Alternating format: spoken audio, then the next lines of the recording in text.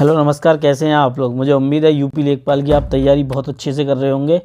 एक गलती जो मैं आपको बताने वाला हूं और जो थोड़ा सा कहीं ना कहीं समस्याओं को लेकर खड़ी हुई है, लेकिन आप अगर चैनल पर मेरे नए आए हैं तो प्लीज़ चैनल को सब्सक्राइब करें। इसी हफ्ते के अंदर, यानी कि कल ट्यूसडे है शायद, जब ये वीडियो अपलोड होगी तब तक शायद ट्यूसडे स्टार्ट हो जाएगा।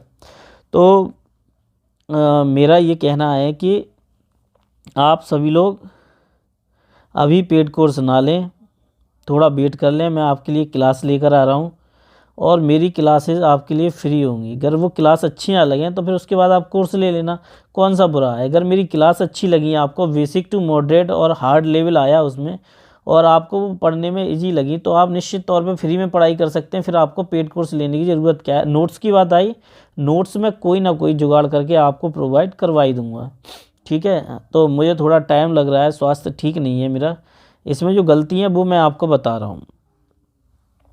देखिए, होता क्या है कि कोई भी विज्ञप्ति आती है तो उसका फुल एनालिसिस होता है और परसेंटाइल को लेकर इतना ज़्यादा तांडव है कि आदमी ये समझ रहा है कि अभी 0 से लेके 99.99 तक कुछ भी रह सकती है। स्वास्थ्य सही ना होने के कारण कोई वीडियो नहीं आ पा रही है मेरी, लेकिन ज़्यादातर वीडियो आएंगी। इसमें एक बात समझ लीजिए, मैं आपको फिर भी एक आध दो लाइन कराए दे रहा हूँ, आपको समझ में आ जाएगा।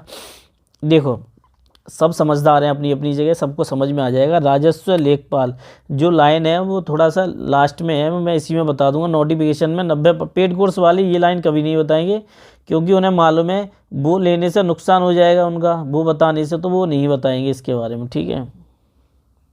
बाकी आप सब समझदार हैं, आपको समझ में आ जाएगा। राजस्व लेखपाल मुख्य परीक्षा हेतु अभ्यर्थियों की शॉर्ट लिस्टिंग उनके प्रारंभिक पीईटी है। अब क्या है यहाँ पे देख लीजिए, ये आपने पढ़ लिया, परंतु जो लोग जांच के अधीन हैं, यहाँ पर देखिए उन्हें आयोग के द्वारा स्कोर कार्ड वैध संख्यात्मक के साथ जारी किया जाएगा। इसी में साफ साफ लिखा हुआ है कि एक निश्चित क्राइटेरिया होगा जो कि आरक्षण के तौर पर दिया जाएगा, जिसका जितना आरक्षण है वहाँ पर निश्चित तौर पर, ये समझ लीजिए लाइन, वैध संख्यात्मक निश्चित तौर पर वो संख्याएं होंगी जो आरक्षण से संबंधित हैं, ठीक है ना। अब यहाँ पर लोगों ने, जैसे मैं आपको बताऊँ, मेरी एक वीडियो है, इसमें 15 गुना, 20 गुना, 25 गुना और 17 लाख को कैटेगरी वाइज, तो वो वीडियो आप जाकर मेरी देख लीजिए, आपको पता चल जाएगा, ठीक है। अब थोड़ा सा होता क्या है कि लोग मुझे कहीं का कहीं समझ रहे हैं। मैं आपको पहले ही बता चुका हूँ, मैं इस क्वालिटी का हूँ कि एजुकेशन को इस स्तर तक ले जाऊँगा कि आपकी समझ में नहीं आने दूँगा। अभी तो आप मुझे नया समझ रहे हो, इसलिए ये गलतियाँ कर रहे हो कि मेरा साथ नहीं दे रहे हो, लेकिन चैनल को सब्सक्राइब और मेरा साथ दो और भरोसा रखो। ग्राम इस देश की पहली इकाई है, ग्राम इस देश की प्रथम इकाई है, समझ लेना। मेरा मुख्य काम है यहाँ तक शिक्षा पहुँचाना, और शिक्षा यहाँ से मैं बता रहा हूँ अभी मीलों दूर है, मीलों दूर है। मेरा काम है यहाँ तक शिक्षा पहुँचाना। शहर में तो जो है वो है ही, मेरा काम है अब यहाँ से यहाँ लेकर आना, यहाँ तक की स्थिति को समझना उन लोगों तक जिन्हें ज़रूरत है। अब देखिए, ये सब छोड़ दीजिए, जो इम्पोर्टेंट बात है उस पर आता हूँ मैं। स्वास्थ्य थोड़ा ठीक नहीं है, यहाँ पढ़िए, यहाँ पर लिखा हुआ है सारणी नंबर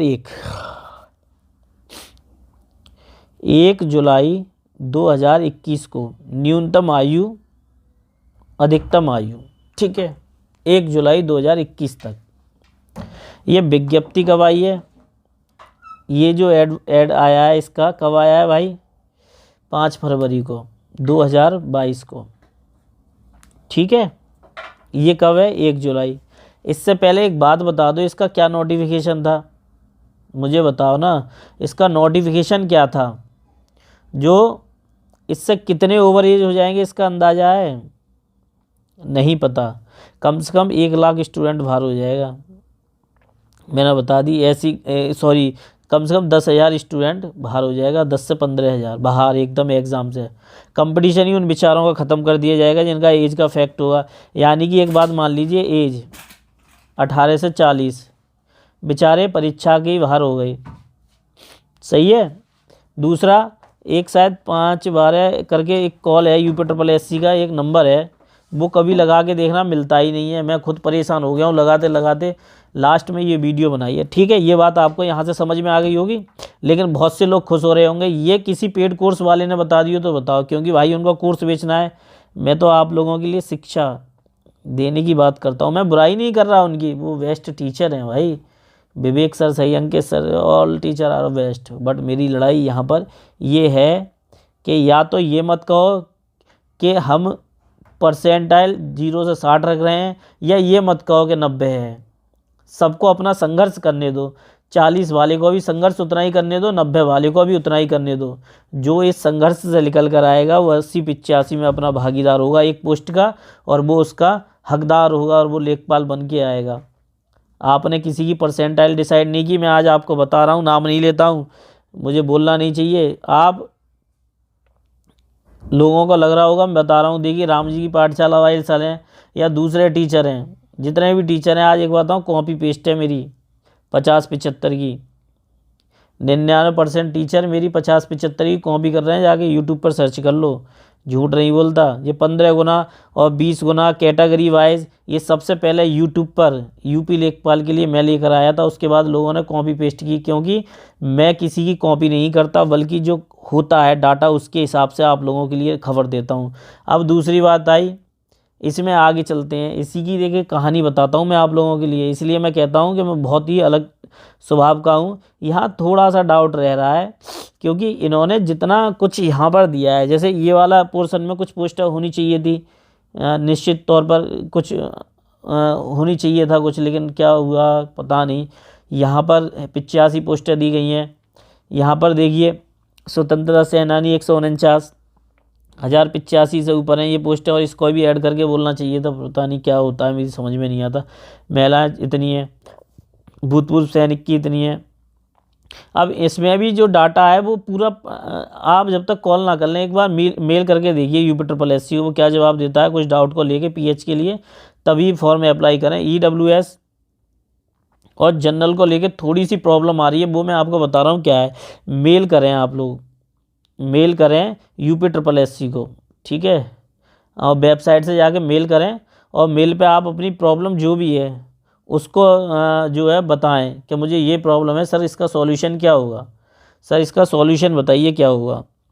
देखिए जब आप सॉल्यूशन पूछेंगे तभी आपको पता चलेगी कि आपकी समस्या है क्या समाधान है। तो एक बात बताइए, मैं आपको इसमें एक चीज़ और बता दे रहा हूँ, और पहले उससे पहले ये बता दूँ, उसके बाद बताऊँगा जो भी है। मेरा थोड़ा स्वास्थ्य सही नहीं है, इसलिए मैं थोड़ा सा परेशान ज़्यादा हूँ। अब देखिए यहाँ, मैं ज़्यादा लंबा नहीं जाऊँगा, यहीं पढ़ के बताता हूँ आप लोगों के लिए, सारा खेल यहीं फंसा दिया गया है बुरी तरीके से।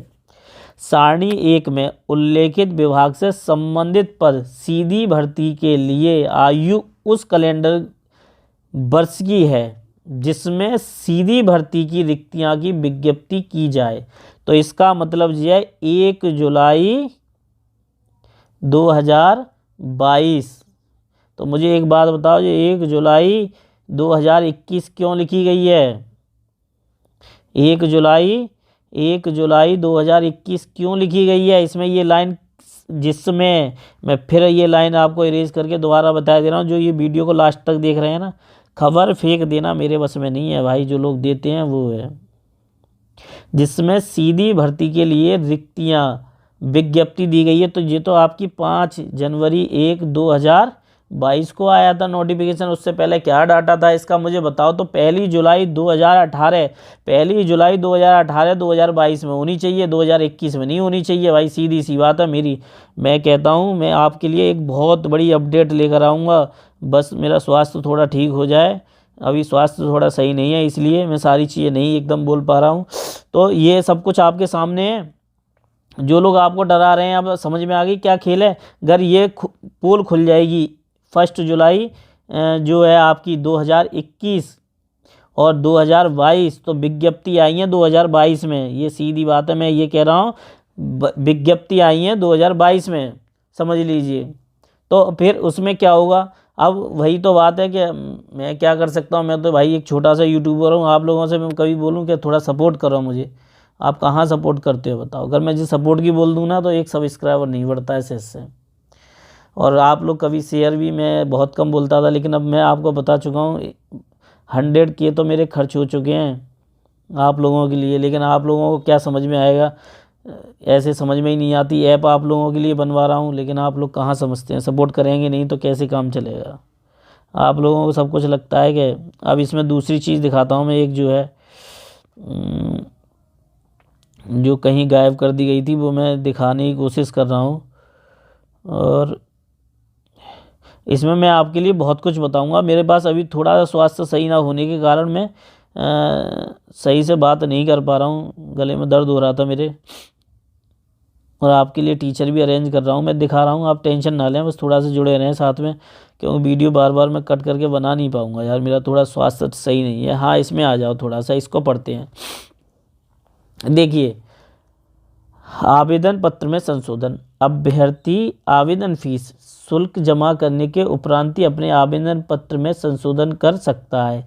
इसके लिए अभ्यर्थी मुख्य पृष्ठ पर एप्लीकेंट सेगमेंट के अंतर्गत दिए गए एप्लीकेंट डैशबोर्ड पर पीईटी रजिस्ट्रेशन के माध्यम से लॉगिन करेगा। लॉगिन करने के उपरांत विज्ञापन के मॉडिफाई एप्लीकेशन के बटन, जहाँ मॉडिफाई लिखा हो ना, वहाँ मॉडिफाई, ठीक है, जहाँ भी लिखा हो, मैंने अभी खोल के नहीं देखा है, उस पर जाना, ठीक है। बटन पर क्लिक करके वेरिफिकेशन कोड दर्ज करना, जो भी आपके ईमेल हो या मोबाइल नंबर हो उस पर आप अपना वेरिफिकेशन दर्ज करना।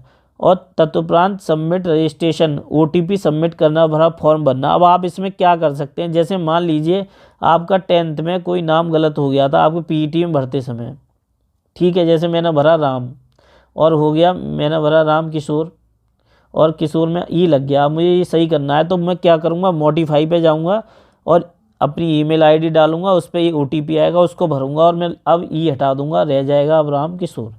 फिर पिता के नाम में अगर कोई गलती है, मान लीजिए पिता का नाम है इतवारी लाल, इतवारी लाल, ठीक है, तो इतवारी लाल ई लग गया, तो अब मैं ई हटाकर LAL लिख सकता हूँ। पत्ताचार का बता, मान ली करस्पॉन्डिंग एड्रेस है आपका, कोई एड्रेस आपने गलत भर दिया, एक बच्चे का था 13/333, तो उसमें थोड़ा सा 333 आ रहा था, तो मैंने उनको बताया था कि इतना ज़्यादा प्रॉब्लम की बात नहीं है, बस समस्या ये है कि बाकी जो भी एड्रेस है वो बिल्कुल एक्यूरेट होना चाहिए। अब दूसरा, यहाँ पे आ जाइए, ये साफ साफ लिखा हुआ है इसमें, थोड़े बच्चे कंफ्यूज हो रहे थे, मैं इसको लेकर वीडियो बनाऊंगा। स्वास्थ्य सही ना होने के कारण बहुत सी चीज़ें नहीं कर पा रहा हूँ। अन्य व्यक्ति जैसे EWH, क्षेत्रीय आरक्षण, DEF, एक्स सर्विसमैन या PH व्यक्ति जो भी हैं, वो भी अपने जाति जैसे सामान्य जाति, अनुसूचित जाति, अन्य पिछड़ा वर्ग, लिंग, जेंडर, जैसे आपने पता होगा आपकी ANM वाला जो आया था UPSSC में, उसमें भी उन्होंने क्या कहा था, 5 जनवरी लास्ट डेट दी थी 2022 की, कर लीजिए। आवेदन में अनिवार्य अधिमानी आर्ता संबंधी दर्ज किया जाएगा। आवेदन पत्र में करेक्शन आपके 4/2/22 फरवरी तक ही वैलिड है। देखिए, जो भी इम्पोर्टेंट अपडेट थी वो मैंने दे दी है, और चैनल को सब्सक्राइब कर लेना जो लास्ट तक जुड़े हैं। और मेरा सभी लोगों से कहना है, थोड़ा सपोर्ट करो मुझे, ताकि मैं आप लोगों के लिए एक अच्छी एजुकेशन का व्यवस्था कर सकूं शिक्षा के लिए। और अगर आप मेरा सपोर्ट करेंगे तो ज़िंदगी भर याद रखेंगे कि किस व्यक्ति को हमने सपोर्ट किया था और इसने हमारे लिए क्या किया। थोड़ा सा मुझे समझें, एक मौका दें। आपने देखिए, जिनके 6 मिलियन किए, 2 मिलियन किए, उनने धोखा दे दिया। मेरे पास भले ही मिलियन नहीं है, लेकिन धोखा कभी नहीं मिलेगा, ये समझ लीजिए। मैं आपके लिए एक बेहतर एजुकेशन कर रहा हूँ। कभी कभी वीडियो होती हैं ऊपर नीचे, लेकिन आप समझो हर चीज़ को। आप देखिए, रुपए का भी होना ज़रूरी है, इसलिए सब चीज़ें समझना भी आपको ज़रूरी होंगी। बाकी मैंने आपको बता दिया, कोई पेड कोर्स वाला आपको इतनी सच्चाइयाँ नहीं बताएगा। मैंने जो बतानी थी बता दी। नमस्कार, धन्यवाद।